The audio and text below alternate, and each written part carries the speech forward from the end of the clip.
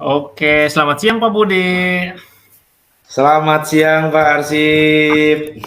Duh, jarang-jarang nih Pak Budi ingin ketemu. Agak aneh ya, agak aneh ya.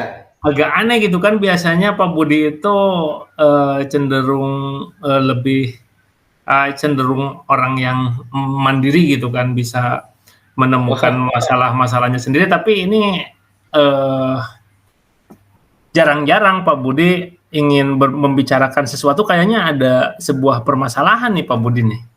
bisa aja Pak Arsip. Eh, ya tentunya karena manusia kita harus apa ya, tidak selamanya mandiri karena kita ya hablum minanas lah ya. Jadi kita saling membutuhkan lah gitu kan.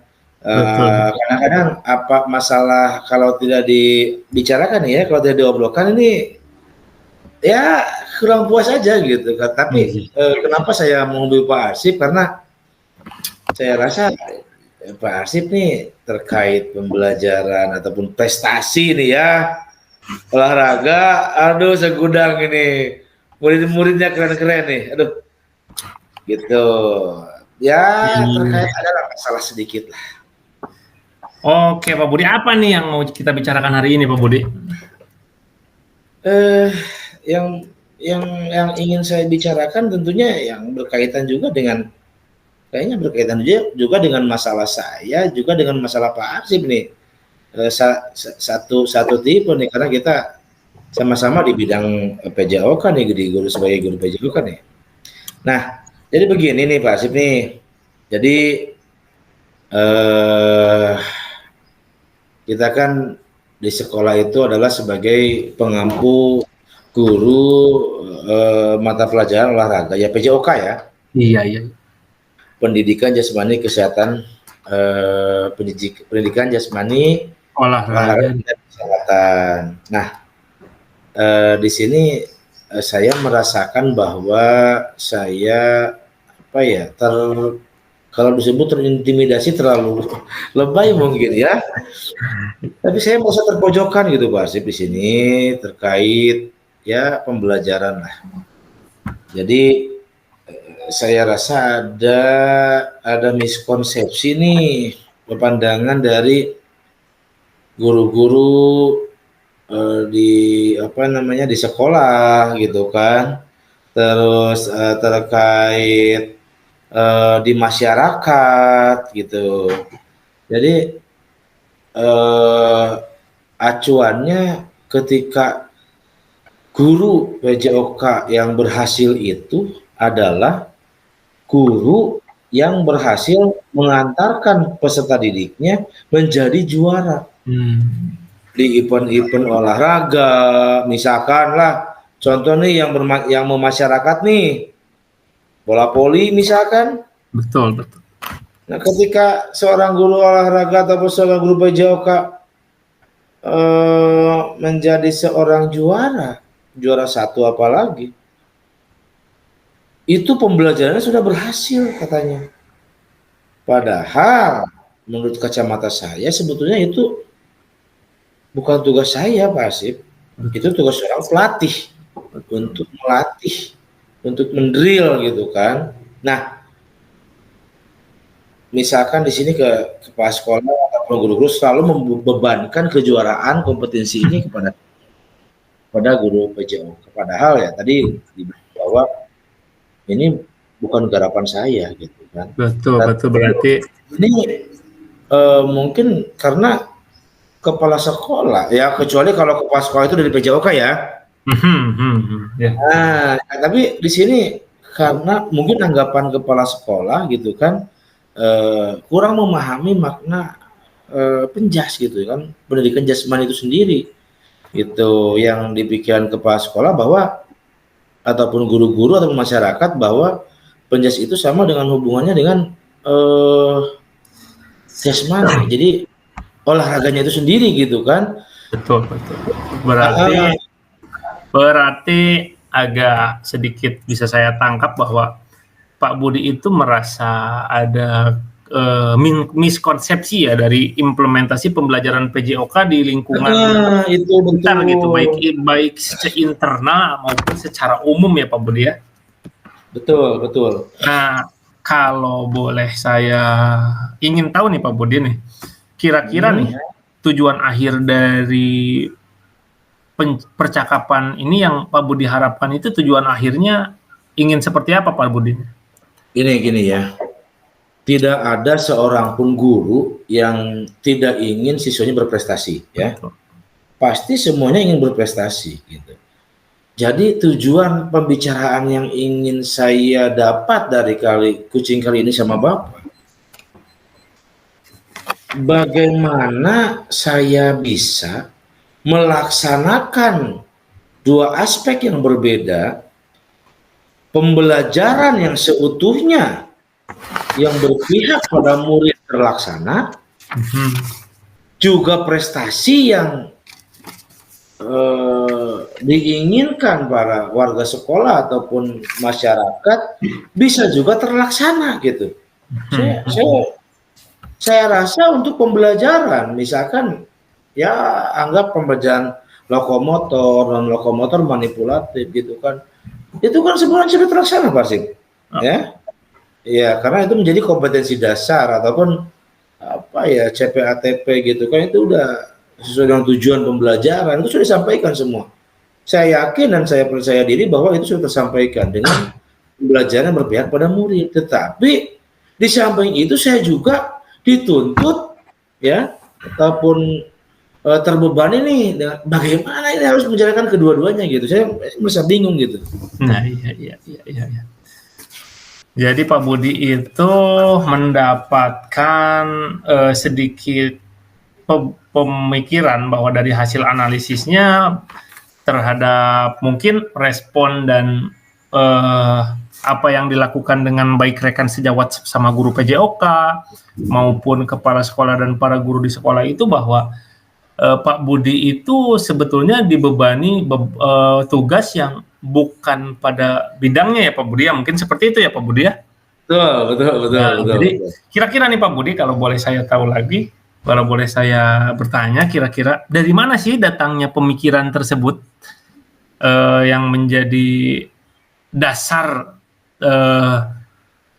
jadi adanya pikiran Pak Budi bahwa hal tersebut itu harusnya bukan seperti itu gitu Pak Budi. Baik, sebelumnya saya izin minum dulu ya, agak haus boleh, nih. Pak Budi, boleh, saya juga mau minum ini kebetulan. Oke. Jadi Mus ini bilang bahwa dari mana hal tersebut datang, bahwa ini adalah miskonsepsi gitu ya? Iya, jadi bagaimana Pak pikiran bahwa adanya miskonsepsi itu hadir Pak Budi gitu. Pemikiran Pak Budi terhadap itu dasar datangnya dari mana gitu pikiran? Oke. Yang saya tahu, saya ditugaskan untuk menjadi guru PJOK di sini dan sudah ada capaian-capaian pembelajaran yang harus ada. Iya. Yang harus ada. Karena pembelajaran lokomotor dan lokomotor manipulatif tidak harus bola voli. Betul. Betul tidak Pak? Betul. Betul. Bola besar tidak harus bola voli. Bola besar tidak harus sepak bola. Oke kan? Kita udah paham nih ya. Tapi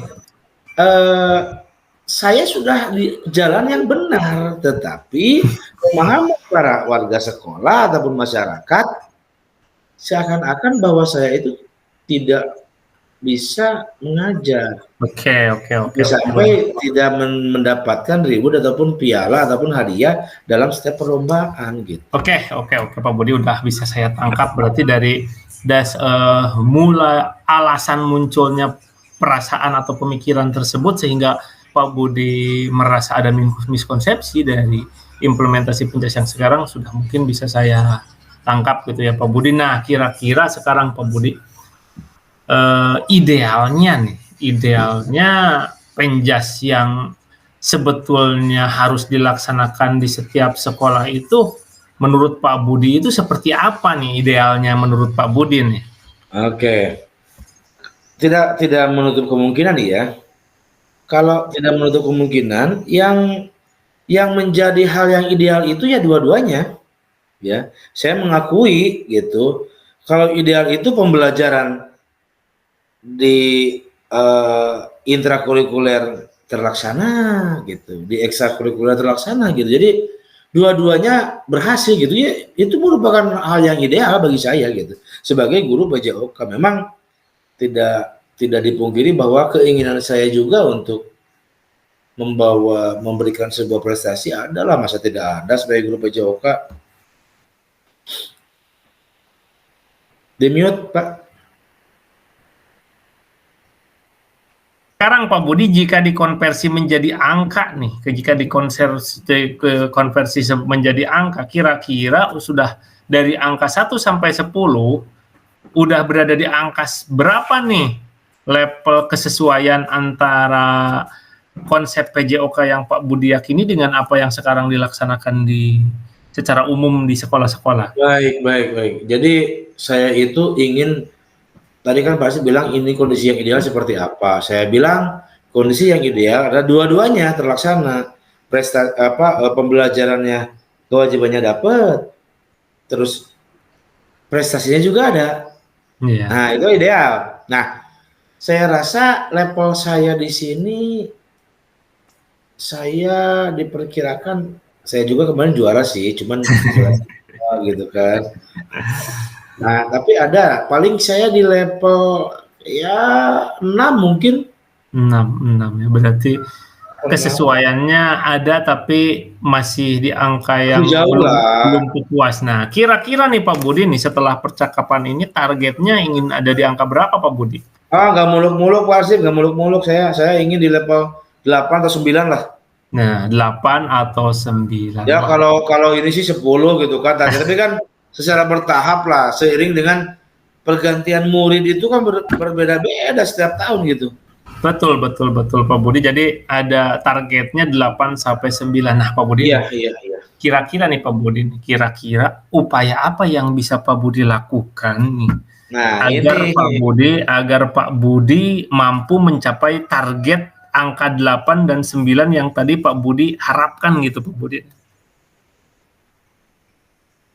Saya juga sebetulnya masih bingung, tapi saya yakin saya bisa.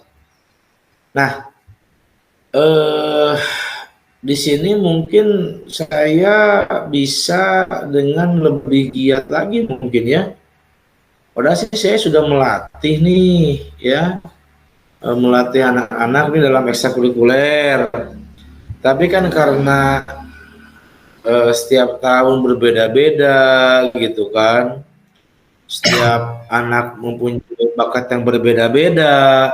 Kadang tahun ini bagus, kadang tahun ini jelek, tahun ini lebih jelek gitu kan. Nah, saya ini ingin melakukan lebih giat lagi kayaknya dengan metode, mungkin saya salah memberikan cara drill ataupun metode, mungkin bisa jadi. Jadi saya juga sedikit yakin bahwa Pak Budi sebetulnya selalu berupaya agar bisa memecahkan permasalahan ini ya Pak Budi, bukan begitu Pak Budi ya? Iya. Mudah-mudahan. Kira-kira menurut Pak Budi, siapa nih orang yang dianggap dapat membantu Pak Budi agar berkembang ke target atau tujuan yang tadi hendak Pak Budi capai? Ada nggak nih kira-kira orang yang Pak Budi rasa tepat nih untuk membantu Pak Budi? Saya rasa saya harus mengambil dari dua unsur yang berbeda.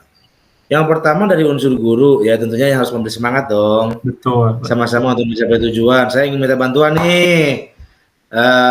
Kebetulan di sini ada juga yang bisa rasanya mendukung saya, walaupun perempuan tapi dia punya semangat tinggi gitu kan. Ada nih Ibu Siti Romah nih. Betul. Di sini. Nah, satu lagi dari kebetulan di sini ada istrinya guru di sini, Bu Eti. Apa sih namanya? Sering melatih bola voli nih kebetulan nih. Berarti ada ya pihak-pihak yang Pak Budi anggap bisa membantu Pak Budi dalam proses pencapaian tujuan tersebut, berarti ada ya? Ada, Nah, ada. tadi kan Pak Budi sudah menjelaskan tentang upaya yang bisa Pak Budi lakukan untuk mencapai tujuan yang diharapkan, lalu ada juga orang-orang yang turut serta dapat membantu Pak Budi untuk senantiasa berkembang mencapai tujuan yang diharapkan. Nah, sekarang kira-kira kapan nih Pak Budi nih? Kapan Pak Budi akan melakukan apa yang tadi bisa dianggap sebagai proses pengembangan diri Pak Budi dengan dibantu dengan beberapa orang yang Pak Budi anggap tepat, itu kapan nih Pak Budi mau melakukannya Pak Budi? Baik. Kayaknya sekarang nggak bisa untuk sekarang. Sampai hari Sabtu nih lagi gencar-gencarnya MPLS nih ya. lagi fokus sama MPLS tuh bantu-bantu nih gitu kan. Betul. Bisa jadi minggu depan insya Allah saya akan utarakan maksud dan tujuan saya untuk membuat komitmen kepada rekan saya di sekolah, juga rekan saya sebagai partner yang mempunyai pengalaman di bidang bola voli tentunya, karena yang dimaksud saya di sini adalah tentang bola voli. Jadi ya jadi merasa malu lah, tertekan, anggap ya kurang berhasil gitu kan. Nah, jadi saya ingin mengajak dua orang ini untuk membantu saya gitu. Betul Pak Budi.